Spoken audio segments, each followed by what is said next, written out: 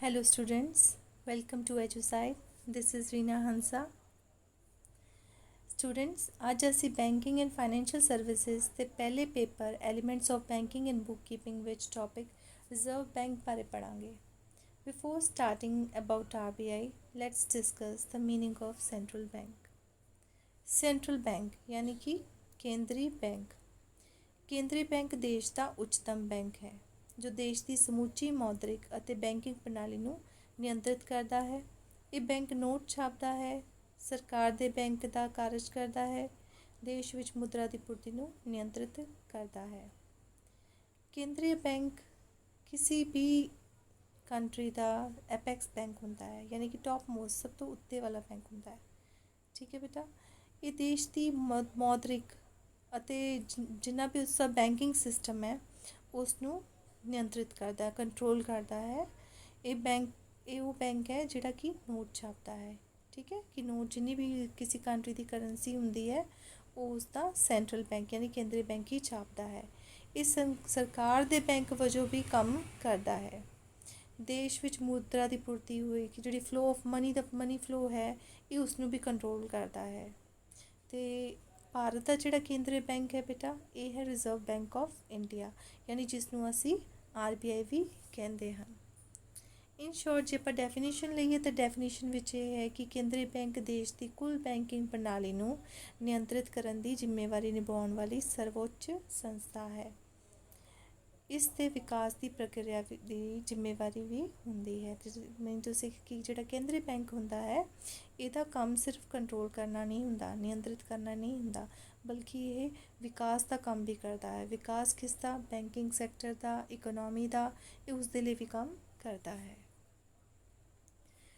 ਮੈਂ ਹੁਣ ਤੁਹਾਨੂੰ ਕੁਝ ਮਹੱਤਵਪੂਰਨ ਗੱਲਾਂ ਦੱਸਾਂਗੀ RBI ਦੇ ਬਾਰੇ 'ਚ, ਯਾਨੀ ਕਿ ਰਿਜ਼ਰਵ ਬੈਂਕ ਆਫ ਇੰਡੀਆ ਦੇ ਬਾਰੇ ਵਿੱਚ। ਜਿਹੜਾ ਰਿਜ਼ਰਵ ਬੈਂਕ ਆਫ ਇੰਡੀਆ ਹੈਗਾ ਬੇਟਾ ਬੈਂਕ, ਸੈਂਟਰਲ ਬੈਂਕ, ਇਹ ਹਿਲਟਨ ਯੰਗ ਕਮਿਸ਼ਨ ਦੀ ਸਿਫਾਰਿਸ਼ ਨਾਲ ਸਥਾਪਿਤ ਹੋਇਆ ਸੀਗਾ, ਯਾਨੀ ਕਿ ਬਹੁਤ ਪਹਿਲੇ ਸਥਾਪਿਤ ਹੋਇਆ ਸੀਗਾ, ਆਜ਼ਾਦੀ ਤੋਂ ਵੀ ਪਹਿਲੇ। ਇਸ ਦੀ ਸਥਾਪਨਾ ਜਿਵੇਂ ਤੁਸੀਂ ਦੇਖ ਰਹੇ ਹੋ 1 ਅਪ੍ਰੈਲ 1935 ਨੂੰ reserve bank of India act ਬਣਿਆ ਸੀਗਾ 1934 ਵਿੱਚ, ਉਹਦੇ ਅਧੀਨ ਇਹ ਬਣਿਆ ਸੀਗਾ। ਇਸ ਦੀ ਸਥਾਪਨਾ ਉਹਦੇ ਅਧੀਨ ਕੀਤੀ ਗਈ ਸੀ। ਬੇਟਾ ਸ਼ੁਰੂ 'ਚ ਇਸ ਦਾ ਜਿਹੜਾ ਹੈੱਡਕੁਆਰਟਰ ਸੀਗਾ ਉਹ ਮੁੰਬਈ ਵਿੱਚ ਨਹੀਂ ਸੀਗਾ, ਬਟ ਇਸ ਟਾਈਮ ਇਹਦਾ ਜਿਹੜਾ ਹੈੱਡਕੁਆਰਟਰ ਮੁੰਬਈ ਵਿੱਚ ਹੈ। ਸ਼ੁਰੂ 'ਚ ਇਹਦਾ ਹੈੱਡਕੁਆਰਟਰ ਜਿਹੜਾ ਸੀਗਾ ਉਹ ਸੀਗਾ ਕਲਕੱਤੇ ਵਿੱਚ। 1937 ਵਿੱਚ ਜੋ ਹੈ ਇਸ ਦਾ ਜਿਹੜਾ ਹੈੱਡਕੁਆਰਟਰ ਹੈ ਇਹ ਮੁੰਬਈ ਸ਼ਿਫਟ ਕਰ ਦਿੱਤਾ ਗਿਆ ਸੀਗਾ। ਅਤੇ ਜਦੋਂ ਇਹ ਬਣਿਆ ਸੀਗਾ ਬੈਂਕ ਬੇਟਾ, ਉਸ ਟਾਈਮ ਇਹ ਇੱਕ ਨਿੱਜੀ ਬੈਂਕ ਸੀਗਾ, ਯਾਨੀ ਕਿ ਪ੍ਰਾਈਵੇਟ ਹੱਥਾਂ 'ਚ ਸੀਗਾ, ਇਸ 'ਤੇ ਸਰਕਾਰ ਦਾ ਕੰਟਰੋਲ ਨਹੀਂ ਸੀਗਾ।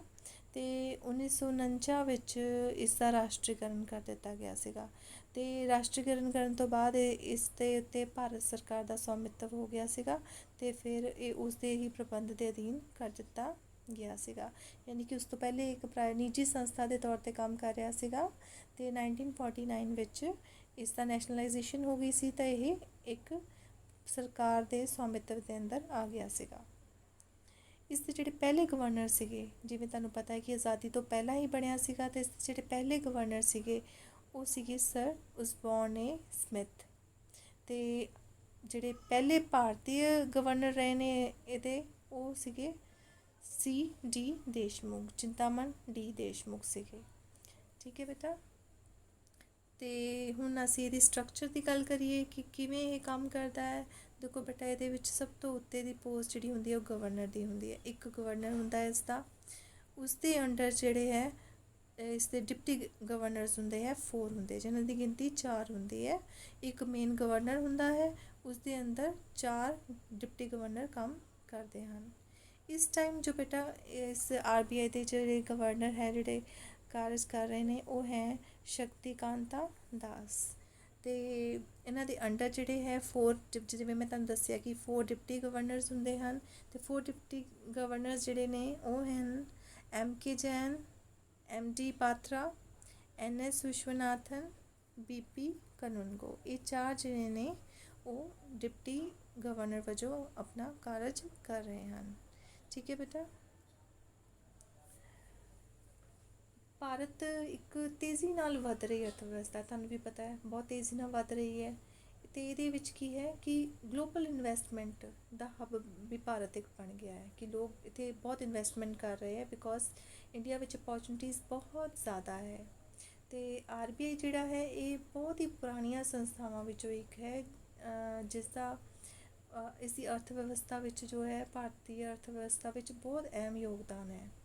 ਤੇ ਜਿਹੜਾ RBI ਹੈ ਬੇਟਾ ਇਸ ਨੂੰ ਆਪਾਂ ਬੈਂਕਰਸ ਆਫ ਬੈਂਕ ਵੀ ਕਹਿੰਦੇ ਹਨ। RBI ਭਾਰਤੀ ਇਕਨੋਮੀ ਦੀ ਸੁਰੱਖਿਆ ਕਰਦਾ ਹੈ ਅਤੇ ਫੋਰੈਕਸ ਨਿਰਯਾਤ ਜੇ ਆਪਾਂ ਫੋਰਨ ਐਕਸਚੇਂਜ ਕਹਿ ਦਈਏ ਪੂੰਜੀ ਬਾਜ਼ਾਰ ਦੀ ਗਰੋਥ ਲਈ ਵੀ ਕੰਮ ਕਰਦਾ ਹੈ। ਇਹ ਇੰਡੀਆ ਦਾ ਟੌਪ ਮੋਸਟ ਬੈਂਕ ਹੈ ਜੋ ਇੰਡੀਅਨ ਬੈਂਕਿੰਗ ਸਿਸਟਮ ਵਿੱਚ ਟੌਪ ਮੋਸਟ ਜਿਹੜਾ ਬੈਂਕ ਆਪਾਂ ਕਹਿੰਦੇ ਹਾਂ ਉਹ RBI ਹੈ। ਠੀਕ ਹੈ। ਤੇ ਹੁਣ ਮੈਂ ਤੁਹਾਨੂੰ ਇਸ ਦੇ ਤੁਸੀਂ ਕਹਿ ਲਓ ਫੰਕਸ਼ਨਸ ਜਾਂ ਰੋਲ ਇਸ ਦਾ RBI ਦਾ ਕੀ ਹੈ, ਫੰਕਸ਼ਨਸ ਕੀ ਹੈ, ਕਾਰਜ ਕੀ ਹੈ, ਇਹਦੇ ਜ਼ਰੂਰੀ ਇੰਪੋਰਟੈਂਟ ਕਾਰਜ ਕੀ ਹੈ ਜੋ ਇਹ ਕਰਦਾ ਹੈ ਉਹਨਾਂ ਦੇ ਬਾਰੇ ਡਿਸਕਸ ਕਰਦੇ ਹਾਂ। ਸਭ ਤੋਂ ਪਹਿਲਾਂ ਜਿਹੜਾ ਇਹਦਾ ਸਭ ਤੋਂ ਇੰਪੋਰਟੈਂਟ ਕਾਰਜ ਹੈ ਜਿਵੇਂ ਕਿ ਆਪਾਂ ਮੀਨਿੰਗ ਵਿੱਚ ਵੀ ਪੜ੍ਹਿਆ ਸੀ ਤਾਂ ਸਭ ਤੋਂ ਪਹਿਲਾਂ ਮੇਨ ਕਾਰਜ ਹੈ ਕਿ ਇਹ ਨੋਟ ਜਾਰੀ ਕਰਨ ਵਾਲਾ ਬੈਂਕ ਹੈ।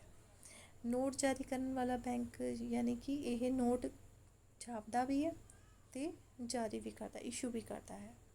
ਭਾਰਤ ਦੀ ਕਰੰਸੀ ਛਾਪਣ ਦਾ ਏਕਾਧਿਕਾਰ ਭਾਰਤੀ ਰਿਜ਼ਰਵ ਬੈਂਕ ਕੋਲ ਹੈ। ਏਕਾਧਿਕਾਰ ਹੁੰਦਾ ਬੇਟਾ ਮੋਨੋਪੋਲੀ ਮਤਲਬ ਜਿਹੜਾ ਇੱਕੋ ਹੀ ਪਰਸਨ ਕਰ ਸਕਦਾ, ਇਹਦਾ ਹੀ ਇੱਕ ਅਧਿਕਾਰ ਹੈ। ਇਸ ਤੋਂ ਇਲਾਵਾ ਭਾਰਤ ਦੀ ਕਰੰਸੀ ਹੋਰ ਕੋਈ ਨਹੀਂ ਛਾਪ ਸਕਦਾ। ਤੇ ਭਾਰਤ ਦੀ ਕਰੰਸੀ ਕੌਣ ਛਾਪਦਾ ਹੈ? Reserve bank of India. ਠੀਕ ਹੈ। 1 ਰੁਪਏ ਨੂੰ ਛੱਡ ਕੇ ਯਾਨੀ ਕਿ 2 ਰੁਪਏ ਤੋਂ ਲੈ ਕੇ 2000 ਦਾ ਨੋਟ ਜਿਹੜਾ ਹੈ ਉਹ ਸਾਰੇ ਹੀ ਜਿਹੜਾ ਹੈ ਸਿੱਕੇ ਹੋਣ ਚਾਹੇ ਨੋਟ ਹੋਣ ਇਹ ਸਾਰੇ ਹੀ ਜਿਹੜੇ ਹੈ ਇਹ RBI ਛਾਪਦਾ ਹੈ ਤੇ ਇਸ ਦੇ ਗਵਰਨਰ ਤੇ ਸਾਈਨ ਹੁੰਦੇ ਹਨ। ਠੀਕ ਹੈ। ਤੁਹਾਡੀ ਜਨਰਲ ਨੌਲੇਜ ਦੇ ਲਈ ਜਿਹੜਾ 1 ਰੁਪਇਆ ਹੁੰਦਾ ਹੈ ਨਾ 1 ਰੁਪਏ ਦੇ ਉੱਤੇ ਗਵਰਨਰ ਦੇ ਸਾਈਨ ਨਹੀਂ ਹੁੰਦੇ। 1 ਰੁਪਏ ਦਾ ਨੋਟ ਜਾਂ 1 ਰੁਪਏ ਦੇ ਸਿੱਕੇ ਦੇ ਉੱਤੇ ਇਹ ਫਾਈਨੈਂਸ ਮਿਨਿਸਟਰੀ ਜਿਹੜਾ ਹੈ ਇਹ ਵਾਲਾ 1 ਰੁਪਏ ਦਾ ਨੋਟ ਉਹ ਕੱਢਦੇ ਹਨ। 1 ਰੁਪਏ ਦਾ ਨੋਟ RBI ਨਹੀਂ ਕੱਢਦਾ। ਠੀਕ ਹੈ। ਤੇ ਹੋਰ ਇਸ ਦੀ ਜਿਹੜੇ ਕਿੱਥੇ ਛਪਦੇ ਨੇ ਨੋਟ? ਇੰਡੀਅਨ ਸਿਕਿਉਰਿਟੀ ਪ੍ਰੈਸ ਹੈ ਨਾਸਿਕ ਵਿੱਚ ਮਹਾਰਾਸ਼ਟਰ ਵਿੱਚ, ਉੱਥੇ ਜਿਹੜੇ ਨੋਟ ਹੈ ਉੱਥੇ ਛਾਪੇ ਜਾਂਦੇ ਆ ਪ੍ਰੈਸ ਜਿੱਥੇ ਹੈ। ਠੀਕ ਹੈ। ਤੇ ਜਿੰਨੇ ਵੀ ਪੋਸਟ ਆਫਿਸ ਸਟੈਂਪਸ ਆਪਾਂ ਕਹਿੰਦੇ ਜਦ ਆਪਾਂ ਕਿਸੇ ਨੂੰ ਲੈਟਰ ਭੇਜਦੇ ਆਪਾਂ ਸਟੈਂਪ ਲਾਉਂਦੇ ਹਾਂ ਨਾ। ਠੀਕ ਹੈ ਨਾ। ਉਹ ਜਿਹੜੀ ਸਟੈਂਪਸ ਹੁੰਦੀਆਂ ਹੈ ਜਾਂ ਕੋਈ ਜੁਡੀਸ਼ੀਅਲ ਪੇਪਰ ਜਿਹੜੇ ਕਾਨੂੰਨੀ ਕਾਗਜ਼ ਨਹੀਂ ਹੁੰਦੇ ਅਸੀਂ। ਠੀਕ ਹੈ। ਉਹ ਜਿਹੜੇ ਕਾਗਜ਼ ਹੁੰਦੇ ਹਨ ਇਹ ਸਾਰੇ ਵੀ ਜਿਹੜੇ ਹੈ ਇਹ ਨਾਸਿਕ ਵਿੱਚ ਹੀ ਛਪਦੇ ਹਨ। ਠੀਕ ਹੈ। ਤੇ ਹੋਰ ਇਹਦੇ ਬਾਰੇ 'ਚ ਇੱਕ ਇੰਪੋਰਟੈਂਟ ਗੱਲ ਹੈਗੀ ਹੈ ਕਿ ਜਿਹੜੀ ਜਿੰਨੇ ਵੀ ਮਤਲਬ ਆਪਾਂ ਕਹਿ ਦਈਏ ਕਿ ਨਕਲੀ ਕਰੰਸੀ ਆਉਂਦੀ ਹੈ ਕੋਈ ਵੀ ਨਕਲੀ ਨੋਟ ਛਾਪਦੇ ਹੈ। ਠੀਕ ਹੈ। ਨਕਲੀ ਨੋਟ ਛਾਪਣ ਦਾ ਜਿਹੜਾ ਇਸ 'ਤੇ ਰੋਕਥਾਮ ਜਿਹੜਾ ਹੈ ਉਹ ਵੀ RBI ਹੀ ਲਗਾਉਂਦਾ ਹੈ, ਇਹਨੂੰ ਰੈਗੂਲੇਟ ਕਰਦਾ ਹੈ। ਠੀਕ ਹੈ। ਤੇ RBI ਜਿਹੜਾ ਹੈ ਇਹਦਾ ਇੱਕ ਹੋਰ ਮਹੱਤਵਪੂਰਨ ਕੰਮ ਹੈ ਕਿ ਇਹ ਸਮੇਂ-ਸਮੇਂ 'ਤੇ ਜਿਹੜੀ ਇਸ ਦੀ ਵੈਬਸਾਈਟ ਹੈ ਉਸ 'ਤੇ ਆਮ ਜਨਤਾ ਨੂੰ ਜਿਹੜਾ ਹੈ ਅਸਲੀ ਨੋਟਾਂ ਦੀ ਪਹਿਚਾਣ ਬਾਰੇ ਦੱਸਦਾ ਹੈ ਤਾਂ ਕਿ ਲੋਕ ਖੁਦ ਡਿਸਟਿੰਗੁਇਸ਼ ਕਰ ਸਕਣ ਕਿ ਅਸਲੀ ਨੋਟ ਕਿਹੜਾ ਹੈ ਤੇ ਨਕਲੀ ਨੋਟ ਕਿਹੜਾ ਹੈ। ਤੇ ਦੂਜਾ ਇੱਕ ਜਿੰਨੇ ਵੀ ਨੋਟ ਕਰੰਸੀ ਖਰਾਬ ਹੋ ਜਾਂਦੀ ਹੈ ਨਾ ਜਿਹੜੇ ਨੋਟ ਫਟ ਜਾਂਦੇ ਹੈ ਜਾਂ ਬਿਲਕੁਲ ਡਿਸਟਰੋਏ ਹੋ ਜਾਂਦੇ ਖਰਾਬ ਹੋ ਜਾਂਦੇ ਅਸੀਂ ਕਹਿੰਦੇ ਹਾਂ ਕਿ ਬੈਂਕ 'ਚ ਜਮ੍ਹਾਂ ਕਰਾਇਓ ਤੇ ਬੈਂਕ ਹੀ ਕਰਦੇ ਹਨ। ਬੈਂਕ ਇਹ ਜਿਹੜੀ ਕਰੰਸੀ ਹੁੰਦੀ ਹੈ ਇਸ ਨੂੰ ਅੱਗੇ RBI ਨੂੰ ਦੇ ਦਿੰਦੇ ਆ ਕਿਉਂਕਿ ਖਰਾਬ ਹੋ ਚੁੱਕੀ ਕਰੰਸੀ ਨੂੰ ਨਸ਼ਟ ਕਰਨ ਦਾ ਅਧਿਕਾਰ ਜਿਹੜਾ ਹੈ ਉਹ ਵੀ RBI ਕੋਲ ਹੀ ਹੈ। ਠੀਕ ਹੈ। ਉਵੇਂ ਜੇ ਤੁਸੀਂ ਕਰੰਸੀ ਫਾੜਦੇ ਹੋ ਜਾਂ ਉਹਨੂੰ ਖਰਾਬ ਕਰਦੇ ਹੋ ਜਾਂ ਉਹਨੂੰ ਨਸ਼ਟ ਕਰਦੇ ਹੋ ਇਹ ਇੱਕ ਕ੍ਰਾਈਮ ਮੰਨਿਆ ਜਾਂਦਾ ਹੈ। ਠੀਕ ਹੈ। ਦੂਜਾ ਜਿਹੜਾ ਇਸ ਦਾ ਫੰਕਸ਼ਨ ਹੈ ਮਹੱਤਵਪੂਰਨ ਇਹ ਹੈ ਸਰਕਾਰ ਦਾ ਬੈਂਕ। ਇਹ ਸਰਕਾਰ ਦੇ ਬੈਂਕ ਵਜੋਂ ਵੀ ਕੰਮ ਕਰਦਾ ਹੈ ਤੇ ਇਹ ਕੇਂਦਰੀ ਸਰਕਾਰ ਵੀ ਹੋ ਸਕਦੀ ਹੈ, ਰਾਜ ਸਰਕਾਰਾਂ ਵੀ ਹੋ ਸਕਦੀਆਂ ਤੇ ਇਹਨਾਂ ਦੇ ਬੈਂਕਰ ਇਹਨਾਂ ਦੇ ਏਜੰਟ ਇਹਨਾਂ ਦੇ ਸਲਾਹਕਾਰ ਵਜੋਂ ਕੰਮ ਕਰਦਾ ਹੈ। ਤੇ ਸਰਕਾਰ ਜਿਹੜਾ ਹੈ ਇਹ ਮਤਲਬ ਸਰਕਾਰ ਦੇ ਲਈ ਇੱਕ ਬੈਂਕਿੰਗ ਕੰਮ ਕਰਦਾ ਹੈ ਜਿੱਦਾਂ ਇੱਕ ਸਰਕਾਰ ਦਾ ਬੈਂਕ ਹੁੰਦਾ ਹੈ ਨਾ ਉਸੇ ਤਰੀਕੇ ਨਾਲ ਇਹ ਸਰਕਾਰ ਦੇ ਲਈ ਕੰਮ ਕਰਦਾ ਹੈ। ਇਸ ਵਜੋਂ ਇਹ ਕੇਂਦਰੀ ਅਤੇ ਰਾਜ ਸਰਕਾਰਾਂ ਦੀਆਂ ਪ੍ਰਾਪਤੀਆਂ ਭੁਗਤਾਨ ਜਿਹੜੇ ਹੁੰਦੇ ਆ ਵਟਾਂਦਰਾ ਹੁੰਦਾ ਹੈ ਰੈਮਿਟੈਂਸ ਹੁੰਦਾ ਹੈ ਇਹਨਾਂ ਵਰਗੀਆਂ ਜਿੰਨੀਆਂ ਵੀ ਐਕਟੀਵਿਟੀਜ਼ ਹੈ ਉਹਨਾਂ ਦਾ ਜਿਹੜਾ ਦਾਇਤਵ ਹੈਗਾ ਜ਼ਿੰਮੇਵਾਰੀ ਹੈ ਉਹ RBI 'ਤੇ ਹੁੰਦੀ ਹੈ। ਠੀਕ ਹੈ।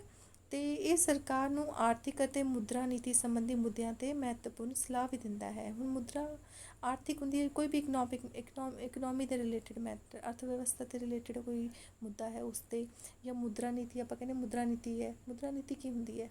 ਮੁਦਰਾ ਦੇ ਪ੍ਰਵਾਹ ਨੂੰ ਕੰਟਰੋਲ ਜਦ ਅਸੀਂ ਕਰਦੇ ਹਾਂ ਉਹਦੇ ਲਈ ਇੱਕ ਪਾਲਿਸੀ ਬਣਦੀ ਹੈ, ਉਸ ਨੂੰ ਕਹਿੰਦੇ ਆ ਮੁਦਰਾ ਨੀਤੀ। ਅਤੇ ਜਦੋਂ ਮੁਦਰਾ ਨੀਤੀ ਬਣਾਈ ਜਾਂਦੀ ਹੈ ਨਾ, ਅਤੇ ਇਹ ਬਹੁਤ ਮਹੱਤਵਪੂਰਨ ਕੰਮ ਹੁੰਦਾ ਹੈ, ਕਿਉਂਕਿ ਮੁਦਰਾ ਨੀਤੀ ਜਿਹੜੀ ਹੁੰਦੀ ਹੈ ਨਾ, ਉਹ ਕਿਸੇ ਅਰਥ ਵਿਵਸਥਾ ਵਿੱਚ ਮਨੀ ਕਿੰਨੀ ਫਲੋ ਕਰਨੀ ਹੈ, ਠੀਕ ਹੈ, ਇਹਦਾ ਸਮੂਥ ਫਲੋ ਜ਼ਰੂਰੀ ਹੈ, ਉਸ ਨੂੰ ਕੰਟਰੋਲ ਕਰਨ ਲਈ ਬਣਾਈ ਜਾਂਦੀ ਹੈ। ਅਤੇ ਜਦ ਵੀ ਮੁਦਰਾ ਨੀਤੀ ਸਰਕਾਰ ਬਣਾਉਂਦੀ ਹੈ ਅਤੇ ਉਹਦੇ ਵਿੱਚ ਇਹ RBI ਨੂੰ ਜਿਹੜਾ ਹੈ, RBI ਦੀ ਸਲਾਹ ਜਿਹੜੀ ਹੈ ਇਹ ਜ਼ਰੂਰ ਲਿੱਤੀ ਜਾਂਦੀ ਹੈ, ਠੀਕ ਹੈ।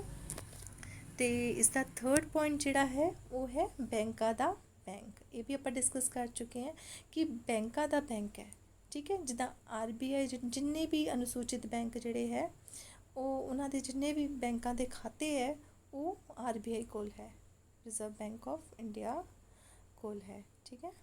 ਅਤੇ ਇਹ ਬੈਂਕਾਂ ਲਈ ਉਹੀ ਕਾਰਜ ਕਰਦਾ ਹੈ ਜੋ ਬੈਂਕ ਆਪਣੇ ਗ੍ਰਾਹਕਾਂ ਲਈ ਕਰਦੇ ਹਨ। ਜਿੱਦਾਂ ਬੈਂਕ ਆਪਣੇ ਗ੍ਰਾਹਕਾਂ ਨਾਲ ਡੀਲ ਕਰਦੇ ਹੈ, ਠੀਕ ਹੈ, ਅਤੇ ਇਹ ਜਿਹੜੇ ਬਾਕੀ ਬੈਂਕ ਨੇ ਇਹ ਉਹਨਾਂ ਦਾ ਬੈਂਕ ਹੈ, ਠੀਕ ਹੈ। ਇਹ ਉਹਨਾਂ ਨਾਲ ਉੱਦਾਂ ਹੀ ਡੀਲ ਕਰਦਾ ਹੈ ਜਿੱਦਾਂ ਬੈਂਕ ਜਿਹੜੇ ਆਪਣੇ ਗ੍ਰਾਹਕ ਨਾਲ ਡੀਲ ਕਰਦੇ ਹਨ, ਠੀਕ ਹੈ। ਅਤੇ ਇਹ ਜਿਹੜਾ ਇੱਕ ਹੋਰ ਕੰਮ ਕਰਦਾ ਹੈ, ਇਹ ਜਿੱਦਾਂ ਹੁਣ ਬੈਂਕਸ ਹੈ, ਡਿਫਰੈਂਟ ਬੈਂਕਸ ਹੈ ਇੰਡੀਆ ਵਿੱਚ, ਕਿੰਨੇ ਤਰ੍ਹਾਂ ਦੇ ਬੈਂਕ ਕੰਮ ਕਰ ਰਹੇ ਹੈ, ਅਤੇ ਇਹਨਾਂ ਦੇ ਵਿਚਕਾਰ ਵੀ ਕਾਫੀ ਡੀਲਿੰਗਸ ਹੁੰਦੀਆਂ ਹੈ, ਅਤੇ ਉਹਨਾਂ ਨੂੰ ਵੀ ਸੈਟਲ ਕਰਨਾ ਹੁੰਦਾ ਹੈ। ਅਤੇ ਉਹਨਾਂ ਨੂੰ ਸੈਟਲ ਕਰਨ ਲਈ ਜਿਹੜੇ ਹੈ RBI ਨੇ 14 ਕਲੀਅਰਿੰਗ ਹਾਊਸ ਸੈਟਅਪ ਕੀਤੇ ਹੈ, ਜਿਨ੍ਹਾਂ ਦੀ ਵਜ੍ਹਾ ਨਾਲ ਬੈਂਕਾਂ ਦੇ ਵਿਚਕਾਰ ਜਿਹੜੀ ਹੈ ਡੀਲਿੰਗ ਨੂੰ ਸੈਟਲ ਕੀਤਾ ਜਾਂਦਾ ਹੈ, ਠੀਕ ਹੈ। ਅਤੇ ਦੂਜਾ, ਇਹ ਦੇਸ਼ ਦੇ ਜਿੰਨੇ ਵੀ ਕਮਰਸ਼ੀਅਲ ਬੈਂਕ ਹੈ, ਜੇ ਉਹਨਾਂ ਨੂੰ ਪੈਸੇ ਦੀ ਲੋੜ ਪੈ ਜਾਏ ਉਹ ਕਿੱਥੇ ਜਾਣਗੇ, ਉਹ ਜਾਣਗੇ RBI ਕੋਲ। ਇਸ ਕਰਕੇ ਵੀ ਇਹਨੂੰ ਬੈਂਕਰਸ ਬੈਂਕ ਕਿਹਾ ਜਾਂਦਾ ਹੈ ਕਿ ਜਦ ਬੈਂਕਾਂ ਨੂੰ ਵੀ ਪੈਸੇ ਦੀ ਲੋੜ ਪੈਂਦੀ ਹੈ ਇਹ ਮੁੜ RBI ਕੋਲ ਆਉਂਦੇ ਹਨ, ਠੀਕ ਹੈ ਬੇਟਾ। ਨੈਕਸਟ ਫੋਰਥ ਪੁਆਇੰਟ ਹੈ ਉਧਾਰ ਦਾ ਕੰਟਰੋਲਰ। ਕਿ ਉਧਾਰ ਮਤਲਬ ਹੁੰਦਾ ਹੈ ਕਿ ਜਦ ਆਪਾਂ ਇਕਨੋਮੀ ਵਿੱਚ ਉਧਾਰ ਕਿੰਨਾ ਚੱਲ ਰਿਹਾ, ਠੀਕ ਹੈ, ਹੁਣ ਕਿੰਨਾ ਚੱਲ ਰਿਹਾ ਹੈ ਉਹ 'ਤੇ ਵੀ ਕੰਟਰੋਲ ਕਰਦਾ ਹੈ, ਕਿਉਂਕਿ ਬੇਟਾ ਦੇਖੋ ਜਿਹੜਾ RBI ਹੈ ਇਹ ਕਮਰਸ਼ੀਅਲ ਬੈਂਕਾਂ ਦੁਆਰਾ ਜਿੰਨੇ ਵੀ ਉਧਾਰ ਦਿੱਤੇ ਜਾਂਦੇ ਹਨ, ਜਿੰਨੇ ਵੀ ਕਰਜ਼ੇ ਦਿੱਤੇ ਜਾਂਦੇ ਹਨ, ਉਹਨਾਂ 'ਤੇ ਕੰਟਰੋਲ ਕਰਦਾ ਹੈ। ਇਹ ਕੰਟਰੋਲ ਕਿਉਂ ਜ਼ਰੂਰੀ ਹੈ, ਕਿਉਂਕਿ ਬੇਟਾ ਦੇਖੋ ਜੇ ਬੈਂਕਸ ਦਾ ਕੰਮ ਹੁੰਦਾ ਹੈ ਕਿ ਉਹਨਾਂ ਨੇ ਲੋਕਾਂ ਨੂੰ ਪੈਸੇ ਦੇਣੇ ਹੈ, ਕਰਜ਼ੇ ਦੇਣੇ ਹੈ, ਠੀਕ ਹੈ। ਜੇ ਬੈਂਕਸ ਟਾਈਮ ਸਿਰ ਉਹ ਕਰਜ਼ੇ ਨਹੀਂ ਮੋੜਨਗੇ, ਮਤਲਬ ਬੈਂਕਾਂ ਨੂੰ ਨਹੀਂ ਮੋੜਨਗੇ, ਤਾਂ ਅਰਥ ਵਿਵਸਥਾ ਵਿੱਚ ਬੇਟਾ ਬਹੁਤ ਪ੍ਰੋਬਲਮ ਕ੍ਰੀਏਟ ਹੋ ਜਾਂਦੀ ਹੈ। ਅਤੇ ਇਹ RBI ਉਹਨਾਂ ਦਾ ਪਿੱਛਾ ਕਰਦਾ ਹੈ, ਜਾਂ ਕਹਿ ਸਕਦੇ ਹਾਂ ਕਿ ਉਹਨਾਂ ਦੇ ਉੱਤੇ ਪ੍ਰੋਪਰ ਕੰਟਰੋਲ ਕਰਦਾ ਹੈ ਕਿ ਤੁਸੀਂ ਕਿਹਨੂੰ ਕਰਜ਼ਾ ਦਿੱਤਾ ਹੈ, ਕਿੰਨੇ ਸਮੇਂ ਲਈ ਕੀਤਾ ਹੈ, ਮੁੜਿਆ ਕਿਉਂ ਨਹੀਂ। ਆਪਾਂ ਇਹਨੂੰ ਕਹਿੰਦੇ ਆ NPA ਵਰਡ ਹੁੰਦਾ ਹੈ, ਠੀਕ ਹੈ, ਤੁਹਾਡੇ ਨਾਲ ਰਿਲੇਟਡ ਨਹੀਂ ਵੀ ਹੈ ਜ਼ਿਆਦਾ। NPA ਹੁੰਦਾ ਨੋਨ ਪਰਫੋਰਮਿੰਗ ਅਸੈਟਸ, ਕਿ ਜਿਹੜੇ ਕਰਜ਼ੇ ਜਿਹੜੇ ਮੁੜੇ ਹੀ ਨਹੀਂ ਹੈ, ਠੀਕ ਹੈ। ਅਤੇ ਇਹਨਾਂ 'ਤੇ ਪੂਰਾ ਲਗਾਮ ਰੱਖਦਾ, ਰਿਕਾਰਡ ਰੱਖਦਾ ਹੈ ਕਿ ਕਿਹੜੇ ਬੈਂਕ ਨੇ ਕਿੰਨੇ ਕਰਜ਼ੇ ਦਿੱਤੇ ਹੈ ਅਤੇ ਉਹਨਾਂ 'ਚੋਂ ਕਿੰਨੇ ਮੁੜੇ ਹੈ।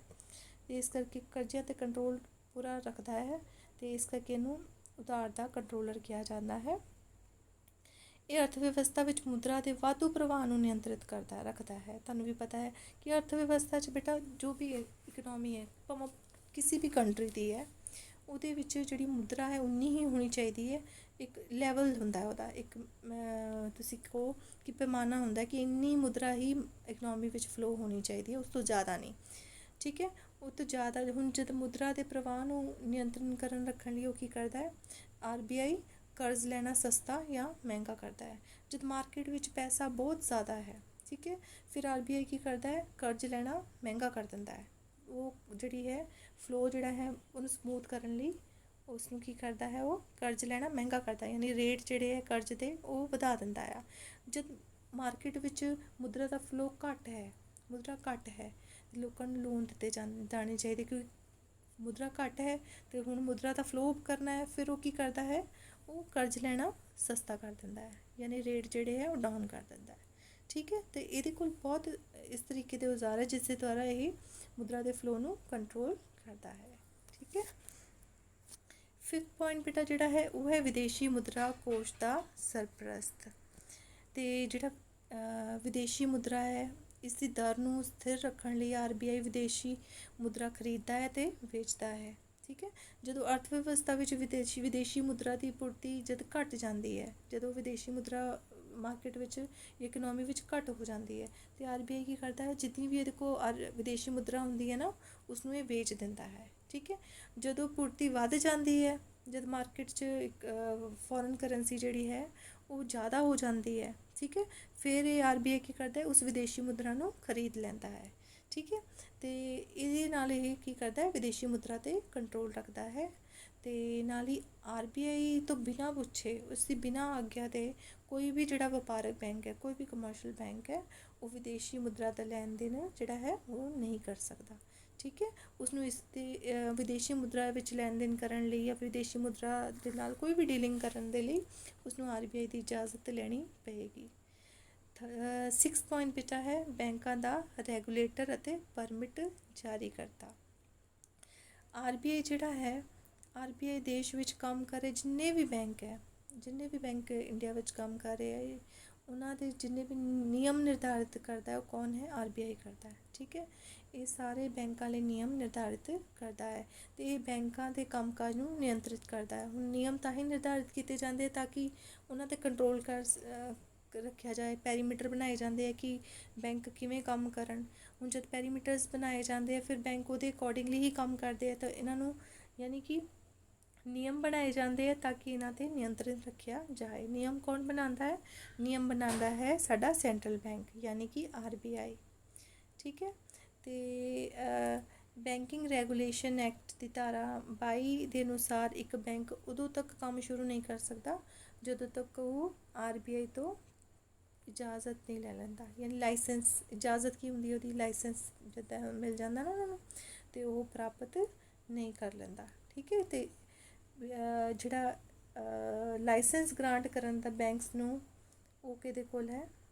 ਕਦੀ ਕਿਸੇ ਹੋਰ ਬੈਂਕ ਨੇ ਨਵੀਂ ਬ੍ਰਾਂਚ ਵੀ ਖੋਲ੍ਹਣੀ ਹੈ ਅਤੇ ਉਹਨੂੰ ਵੀ ਉਸ ਦੇ ਲਈ ਲਾਇਸੈਂਸ ਲੈਣਾ ਪੈਂਦਾ ਹੈ RBI ਤੋਂ। ਠੀਕ ਹੈ, ਕਿਉਂਕਿ ਬੇਟਾ ਬੈਂਕ ਜਿਹੜਾ ਹੈ, ਬੈਂਕ ਦਾ ਮੇਨ ਜੋ ਕੰਮ ਹੈ ਉਹ ਪੈਸੇ ਨਾਲ ਸੰਬੰਧਿਤ ਹੈ। ਠੀਕ ਹੈ, ਅਤੇ ਜਿਹੜਾ ਇੱਦਾਂ ਤਾਂ ਕੋਈ ਵੀ ਬੈਂਕ ਖੋਲ੍ਹੇਗਾ, ਲੋਕਾਂ ਕੋਲ ਪੈਸੇ ਇਕੱਠਾ ਕਰ ਲਏਗਾ, ਗਬਨ ਹੋ ਜਾਂਦੇ ਆ, ਵੱਡੇ ਵੱਡੇ ਘੁਟਾਲੇ ਹੋ ਜਾਂਦੇ ਆ। ਲੋਕ ਬੈਂਕ ਜਿਹੜੇ ਹੈ ਇੱਦਾਂ ਦਾ ਪੈਸਾ ਲੋਕਾਂ ਦਾ ਇਕੱਠਾ ਕਰਕੇ ਅਗਲੇ ਦਿਨ ਭੱਜ ਜਾਣ। ਠੀਕ ਹੈ, ਇਹਨਾਂ ਚੀਜ਼ਾਂ ਦਾ ਜਿਹੜਾ ਹੈ ਨੁਕਸਾਨ ਹੁੰਦਾ ਸੁਸਾਇਟੀ ਨੂੰ, ਆਪਣੇ ਲੋਕਾਂ ਨੂੰ, ਇਕਨੋਮੀ ਦਾ ਨੁਕਸਾਨ ਹੁੰਦਾ ਹੈ, ਲੋਕਾਂ ਦੇ ਪੈਸਿਆਂ ਦਾ ਨੁਕਸਾਨ ਹੁੰਦਾ ਹੈ। ਇਸ ਚੀਜ਼ ਨੂੰ ਰੋਕਣ ਦੇ ਲਈ RBI ਨੇ ਕੰਟਰੋਲ ਕੀਤਾ ਹੋਇਆ ਹੈ ਕਿ ਕੋਈ ਵੀ ਇੱਦਾਂ ਬੈਂਕ ਨਹੀਂ ਖੋਲ੍ਹ ਸਕਦਾ। ਉਹਦੇ ਲਈ ਕੁਝ ਪੈਰਾਮੀਟਰਸ ਹੈ, ਉਹਨਾਂ ਨੂੰ ਉਹ ਪੂਰੇ ਕਰਨੇ ਪੈਣਗੇ ਔਰ ਕੋਈ ਵੀ ਇੱਦਾਂ ਲੋਕਾਂ ਦਾ ਪੈਸਾ ਲੈ ਕੇ ਭੱਜ ਨਹੀਂ ਸਕਦਾ। ਠੀਕ ਹੈ, ਅਤੇ 7 ਪੁਆਇੰਟ ਹੈ ਆਰਥਿਕ ਵਿਕਾਸ ਵਿੱਚ ਸਹਾਇਕ। ਭਾਰਤ ਦੀ ਅਰਥ ਵਿਵਸਥਾ ਅਤੇ ਬੈਂਕਿੰਗ ਸੈਕਟਰ ਦੇ ਵਿਕਾਸ ਵਿੱਚ ਸਭ ਤੋਂ ਵੱਡਾ ਜਿਹੜਾ ਯੋਗਦਾਨ ਹੈ ਉਹ RBI ਦਾ ਹੈ। ਇਹ ਆਮ ਲੋਕਾਂ ਨੂੰ, ਦੇਖੋ ਜਿਹਨੂੰ ਲੋੜ ਹੈ ਉਸਨੂੰ ਸਸਤੀ ਵਿੱਤੀ ਸੇਵਾਵਾਂ ਪ੍ਰੋਵਾਈਡ ਕਰਾਉਂਦਾ, ਯਾਨੀ ਜਿਹੜੇ ਲੋਕ ਜਿਹੜੇ ਫਾਈਨੈਂਸ਼ਲੀ ਅਫੋਰਡ ਨਹੀਂ ਕਰ ਸਕਦੇ, ਜਿਨ੍ਹਾਂ ਕੋਲ ਪੈਸਾ ਨਹੀਂ ਹੈ ਲੇਕਿਨ ਉਹ ਕੰਮ ਕਰਨਾ ਚਾਹੁੰਦੇ ਹੈ ਕੋਈ, ਕਿਉਂਕਿ ਦੇਖੋ ਬੇਟਾ ਜੇ ਅਸੀਂ ਕਹੀਏ ਕਿ ਨੌਕਰੀਆਂ ਕਰਨੀਆਂ ਹੈ, ਕਿ ਸਰਕਾਰ ਵੀ ਜਿਹੜਾ ਹੈ ਸਵੈ ਰੋਜ਼ਗਾਰ ਲਈ ਪ੍ਰੋਤਸਾਹਨ ਦਿੰਦੀ ਹੈ ਲੋਕਾਂ ਨੂੰ ਕਿ ਤੁਸੀਂ ਆਪਣਾ ਕੰਮ ਸ਼ੁਰੂ ਕਰੋ। ਉਹ ਕਿੱਦਾਂ ਦਿੰਦੀ ਹੈ? ਉਹ ਲੋਕਾਂ ਨੂੰ ਕਰਜ਼ੇ ਸਸਤੇ ਦੇ ਦਿੰਦੇ ਆ ਕਿ ਤੁਸੀਂ ਆਪਣਾ, ਜਿੱਦਾਂ ਹੁਣ ਜੇ ਆਪਾਂ ਰੂਰਲ ਏਰੀਆ ਦੀ ਗੱਲ ਕਰੀਏ, ਲੋਕਾਂ ਨੂੰ ਕਿਹਾ ਜਾਂਦਾ ਹੈ ਕਿ ਸ਼ਹਿਦ ਦੀ ਮੱਖੀ ਪਾਲਣ, ਸ਼ਹਿਦ ਦਾ ਜਿਹੜਾ ਕੰਮ ਸਟਾਰਟ ਕਰੋ, ਮੱਖੀ ਪਾਲਣ ਦਾ ਕੰਮ ਸਟਾਰਟ ਕਰੋ। ਅਤੇ ਮਤਲਬ ਇੱਦਾਂ ਦੇ ਕੰਮਾਂ ਲਈ ਜਾਂ ਜੋ ਵੀ ਲੋਕਾਂ ਦੇ ਵਿਕਾਸ ਦੇ ਲਈ RBI ਜਿਹੜਾ ਹੈ ਨਾ ਸਸਤੀ ਦਰਾਂ 'ਤੇ ਲੋਨ ਪ੍ਰੋਵਾਈਡ ਕਰਦੇ, ਜਿਹੜੇ ਨੀਡੀ ਸੈਕਸ਼ਨਸ ਹੈ ਉਹਨਾਂ ਨੂੰ। ਠੀਕ ਹੈ, ਲੋੜਵੰਦ ਜਿਹੜੇ ਹੈ ਉਹਨਾਂ ਨੂੰ ਘੱਟ ਦਰਾਂ 'ਤੇ ਲੋਨ ਪ੍ਰੋਵਾਈਡ ਕਰਦਾ, ਕਰਜ਼ੇ ਪ੍ਰੋਵਾਈਡ ਕਰਦਾ ਆ। ਠੀਕ ਹੈ, ਅਤੇ ਇਹ ਵਿੱਤੀ ਸਾਖਰਤਾ ਲਈ ਵੀ ਕੰਮ ਕਰਦਾ। ਵਿੱਤੀ ਸਾਖਰਤਾ ਹੁੰਦਾ ਹੈ ਕਿ ਲੋਕਾਂ ਨੂੰ ਅਵੇਅਰ ਕਰਨਾ। ਸਾਖਰਤਾ ਤਾਂ ਅਲੱਗ ਚੀਜ਼ ਹੋ ਗਈ ਕਿ ਐਜੂਕੇਟ ਕਰਨਾ, ਪਰ ਕਿਹਦੇ ਲਈ ਐਜੂਕੇਟ ਕਰਨਾ? ਠੀਕ ਹੈ, ਵਿੱਤੀ ਯਾਨੀ ਕਿ ਪੈਸੇ ਸੰਬੰਧੀ, ਕਿ ਲੋਕਾਂ ਨੂੰ ਜਾਗਰੂਕ ਕਰਨਾ ਕਿ ਤੁਸੀਂ ਜੋ ਪੈਸਾ ਤੁਸੀਂ ਕਮਾ ਰਹੇ ਹੋ, ਤੁਸੀਂ ਉਹਦੇ 'ਚ ਸੇਵਿੰਗ ਕਰਦੇ ਹੋ, ਉਹ ਸੇਵਿੰਗ ਤੁਸੀਂ ਆਪਣੇ ਘਰ ਵਿੱਚ ਨਹੀਂ ਰੱਖਣੀ। ਠੀਕ ਹੈ, ਉਹ ਸੇਵਿੰਗ ਤੁਸੀਂ ਮਾਰਕੀਟ ਵਿੱਚ ਲਗਾਉਣੀ ਹੈ, ਯਾਨੀ ਮਾਰਕੀਟ 'ਚ ਉਹ ਪੈਸਾ ਸਰਕੂਲੇਟ ਕਰਨਾ ਚਾਹੀਦਾ ਹੈ।